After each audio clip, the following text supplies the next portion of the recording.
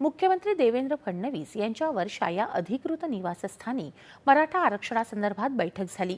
या बैठकीला उपमुख्यमंत्री एकनाथ शिंदे आणि अजित पवार यांच्यासह आरक्षण उपसमितीचे अध्यक्ष राधाकृष्ण विखे पाटील आणि इतर मंत्री उपस्थित होते। दरम्यान मराठा आरक्षणासाठी मराठा मोर्चाचे नेते मनोज जरांगे यांचं आंदोलन मुंबईत आझाद मैदानात सुरूच असून सरकार मागण्या मान्य करत नसल्यानं आजपासून कडक उपोषण करणार असल्याचा इशारा जरांगे यांनी दिला आहे। न्यायमूर्ती शिंदे समितीचा अहवाल स्वीकारून मराठा समाजाला तातडीनं आरक्षण देण्याची तसंच या संदर्भात विधानसभेचं विशेष अधिवेशन बोलवण्याची मागणी जरांगे यांनी केली। न्यायालयाच्या निर्णयामुळे सरसकट हा शब्द वापरण्यास अडचण येत असेल तर तो शब्द वापरण्याची गरज नाही।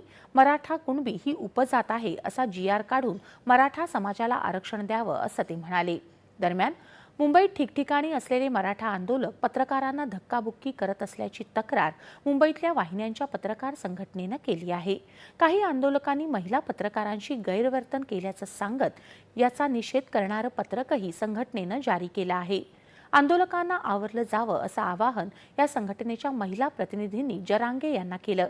आंदोलकांनी कोणालाही त्रास देऊ नये असं जरांगे यांनी म्हटलं आहे।